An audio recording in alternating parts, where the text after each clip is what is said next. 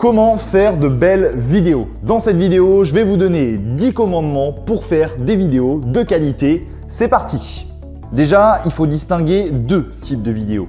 Les vidéos filmées, on va prendre des rushs avec une caméra, un téléphone ou tout autre appareil. Puis ensuite, on va assembler ces rushs, autrement dit faire un montage vidéo sur un logiciel comme Adobe Premiere Pro. Il existe des équivalents comme Final Cut Pro, parfaitement adaptés pour Mac, ou encore DaVinci Resolve qui est un peu moins pratique selon moi, mais qui a l'avantage d'être gratuit. Ça, c'est une vidéo classique, un tournage puis un montage. Mais on a aussi un autre type de vidéo, la vidéo d'animation, le motion design. Là, le processus est différent. On va la plupart du temps partir d'un design qu'on aura créé sur un logiciel d'illustration. Le plus connu est Adobe Illustrator, mais on peut aussi utiliser Photoshop pour créer ces designs. Ensuite, ces designs, on va venir les animer sur After Effects, le logiciel Adobe qui est la référence dans le domaine de l'animation.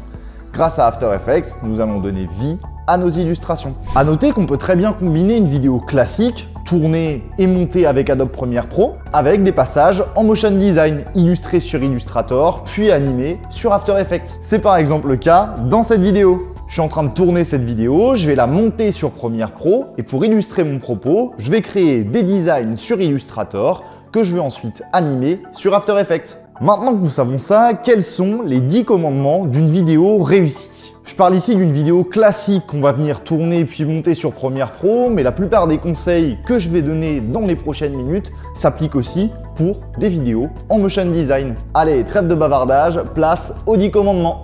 La première chose qu'on va faire, c'est d'ajouter des plans d'illustration à notre vidéo. Ils vont permettre d'ajouter du contexte, d'ajouter de la variété, et ça, c'est capital. Par exemple, si je parle de la Tour Eiffel, ça sera plus sympa si je mets une photo de la Tour Eiffel à côté de moi. Le second commandement, c'est apprendre à placer notre sujet par rapport à la caméra. Exemple classique, si vous voulez filmer un sujet de profil, vous allez devoir positionner votre caméra de cette manière. Pourquoi? Car quand on regarde vers la droite, il faut laisser de l'espace à droite, dans la direction vers laquelle on regarde en plaçant notre sujet à gauche. C'est la règle du champ de mouvement. Ensuite, on essaye de placer le visage de notre sujet au niveau de l'intersection des lignes que vous voyez à l'écran pour respecter une règle très connue en vidéo mais surtout en photo, la règle des tiers. La troisième manière de produire des vidéos de qualité va être de filmer dans des hautes cadences d'images. Filmer à par exemple 100 images par seconde si notre vidéo finale est en 25 images par seconde va nous permettre de pouvoir ralentir notre vidéo jusqu'à 4 fois. Pourquoi? Parce qu'on aura filmé 4 fois plus d'images que nécessaire.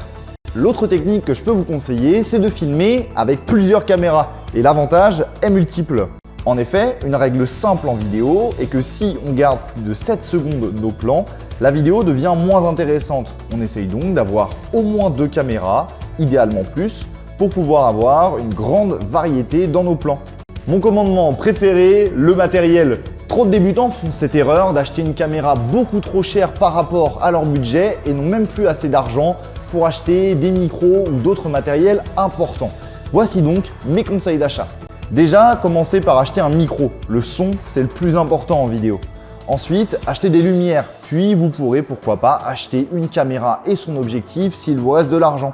Comprenez une chose, les derniers smartphones filment très bien.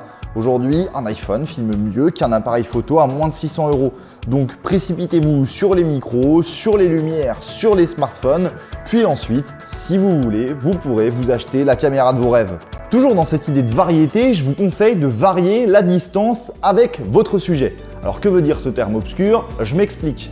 On va essayer de varier entre des très gros plans, des plans standards et des plans très larges. Les gros objectifs supérieurs à 70 mm vont nous permettre de venir beaucoup zoomer dans notre image, alors que des plans de drone nous permettront de faire des plans très larges.